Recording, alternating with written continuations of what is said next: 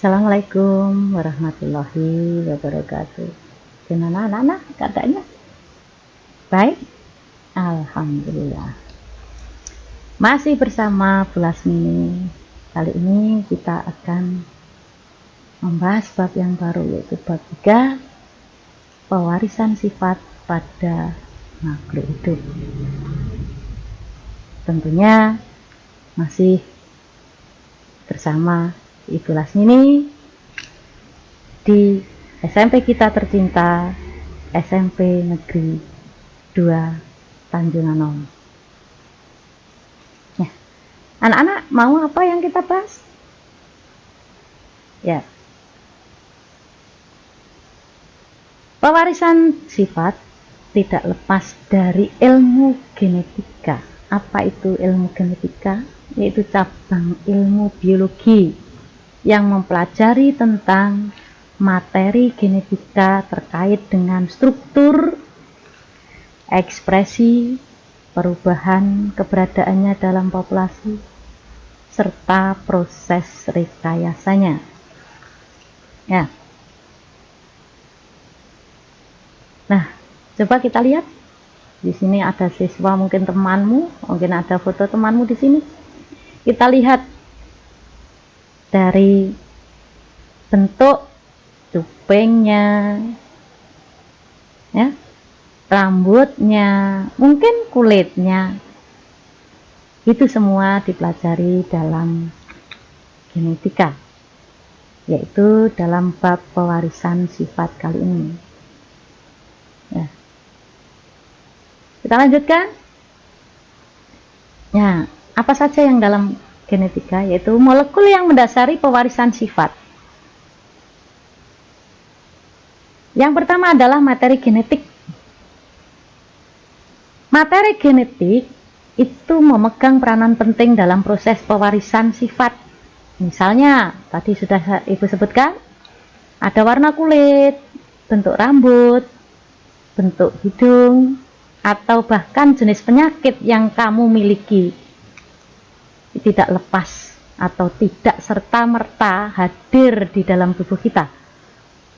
Setiap sifat dan karakteristik yang ada setiap orang itu adalah warisan dari orang tua yang diwariskan melalui materi genetik.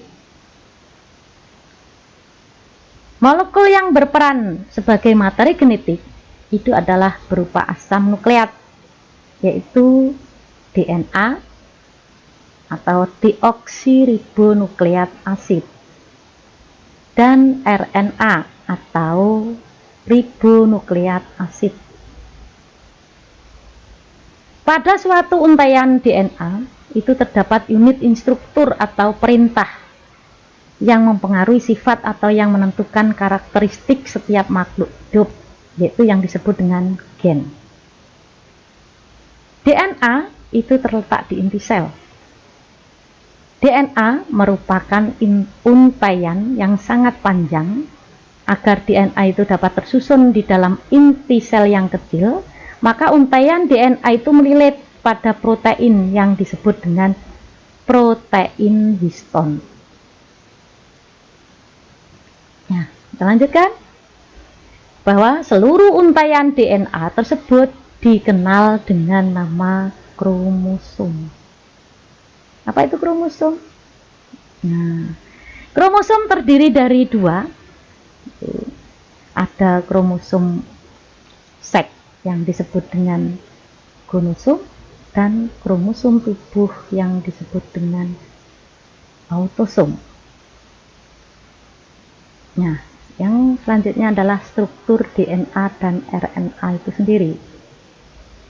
Asam nukleat, baik DNA maupun RNA, itu terdiri dari subunit nukleotida. Masing-masing nukleotida tersusun atas gugus fosfat, gula, dan basa nitrogen. Pada DNA gulanya berupa gula deoksiribosa, sedangkan pada RNA gulanya adalah gula ribosa. Nukleotida ini dapat dibagi menjadi struktur yang lebih kecil, yaitu yang disebut dengan nukleosida. Satu unit nukleosida tersusun atas gula dan basa nitrogen tanpa adanya gugus fosfat.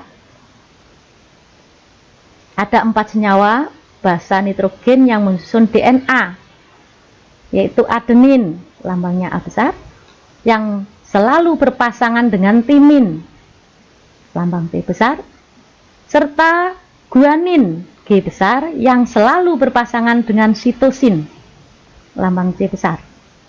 Basa nitrogen, adenin dan guanin dikelompokkan dalam basa purin, sedangkan timin dan sitosin dikelompokkan dalam basa pirimidin. Pada RNA tidak terdapat basa nitrogen timin,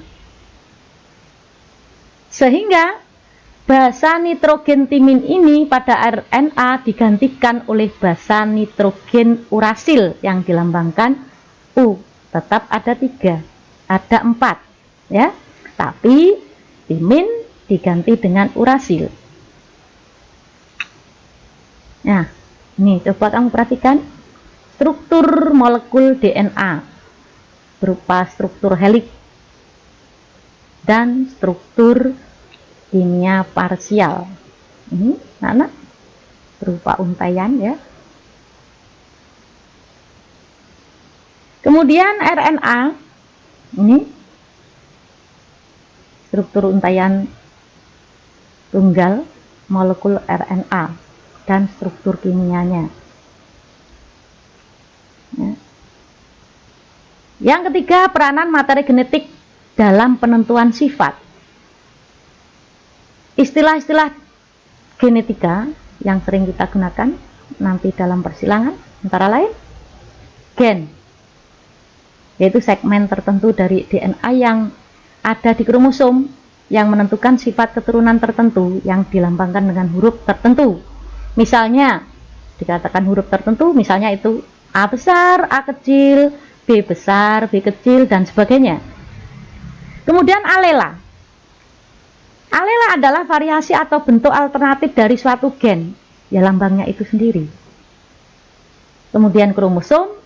Kromosom adalah faktor pembawa sifat keturunan dari induk kepada keturunannya atau anaknya. Ini induk atau disebut parental. Kemudian filial atau keturunan. Keturunan itu bisa generasi pertama F1 atau disebut dengan anak, keturunan generasi kedua atau F2 atau yang disebut dengan cucu. Kemudian genotip. Genotip adalah sifat yang dibawa oleh gen, tapi tidak tampak dari luar. Nah, genotip ini nanti bisa dilambangkan dengan huruf itu tadi. Nah, kemudian fenotip. Fenotip adalah sifat yang tampak dari luar, yaitu berupa ekspresi yang bisa kita lihat, yaitu hasil perpaduan antara sifat genotip dengan lingkungannya. Kemudian sifat dominan. Sifat dominan adalah sifat yang lebih kuat atau yang lebih banyak muncul pada keturunan, dilambangkan dengan huruf besar. Misalnya G besar, H besar, dan sebagainya, mulai dari A besar, B besar, dan seterusnya. Sifat resesif adalah sifat yang lebih sedikit atau lemah yang muncul pada keturunannya, dilambangkan dengan huruf kecil. Misalnya G kecil, H kecil, A kecil, B kecil, dan seterusnya. Intermediate adalah sifat yang sama-sama kuat yang muncul pada keturunannya. Semi dominan sama dengan intermediate, yaitu hasil perpaduan dari keduanya, yaitu sifat dominan dan sifat resesif. Kemudian homozigot. Homozigot adalah pasangan gen yang sama-sama kuat. Homozigot dominan atau A besar, B besar, B besar, C besar, C besar, K besar, K besar, M besar, M besar. Sedangkan homozigot resesif A kecil, B kecil, B kecil, K kecil, K kecil, M kecil, M kecil. Heterozigot, yaitu pasangan gen yang tidak sama kuat. Itu A besar A kecil, K besar K kecil, M besar M kecil. Galur murni, apa itu galur murni? Galur murni adalah organisme dengan genotip homozigot, biasanya dominan. Ya. Backcross. Backcross adalah persilangan antara F1 dengan induknya yang dominan. Itu persilangan hasil persilangan dengan induk yang pertama dengan induknya yang dominan, ya. Kemudian test cross, yaitu persilangan antara F1 dengan induknya yang resesif. Bahwa jumlah kromosom sel tubuh manusia itu sebanyak 23 pasang. Dari 23 pasang itu, karena dalam keadaan diploid atau 2N, maka jumlah total kromosomnya adalah 46 kromosom. Buah kromosom, ya. Kromosom nomor 1 sampai dengan nomor 22 disebut autosom atau disebut dengan kromosom tubuh tadi, ya.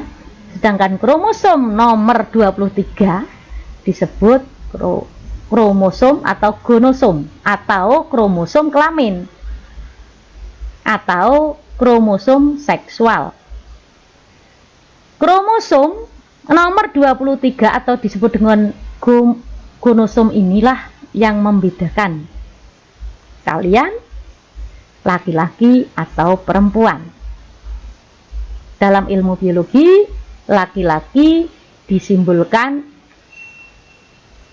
dengan seperti ini. Kemudian pada wanita disimbolkan sifat feminin. Ya. Penulisan kromosom kelamin atau gonosom laki-laki dituliskan dengan pasangan XY, sedangkan untuk perempuan dituliskan XX. Kariotip atau susunan kromosom laki-laki dapat dituliskan dengan rumus tadi, ya, 22AA, artinya 22 pasang autosom dan 1 pasang gonosom, yaitu berupa XY. Dan untuk perempuan ditulis dengan huruf 22AA plus XX. Karena pada sel kelamin kromosom tidak dalam keadaan berpasangan atau yang bersifat haploid, maka kariotip sel kelamin untuk jantan atau sperma yaitu 22A plus X atau 22A plus Y. Sedangkan kariotip sel kelamin betina atau sel ovum semuanya sama, yaitu 22A plus X. Diagram kromosom perkawinan laki-laki dengan perempuan. Misalnya ini. Ya, variantalnya berupa laki-laki 22AA XY, 22AA plus XX untuk perempuan. Maka gamet, apa itu gamet? Gamet itu adalah sel kelaminnya. Maka gamet yang dihasilkan dari 22A plus XY itu menghasilkan 22A plus X dan 22A plus Y. Sedangkan pada perempuan semuanya sel telur itu 22A plus X. Apabila sel sperma ini bertemu dengan sel telur, maka yang sperma pertama bertemu dengan sel telur akan membentuk 22AA plus XX, yaitu kamu yang perempuan, ya. Kemudian 22AA plus XY, kamu yang laki-laki, ya. Dan akhirnya Ibu ucapkan terima kasih. Akhiri, assalamualaikum warahmatullahi wabarakatuh.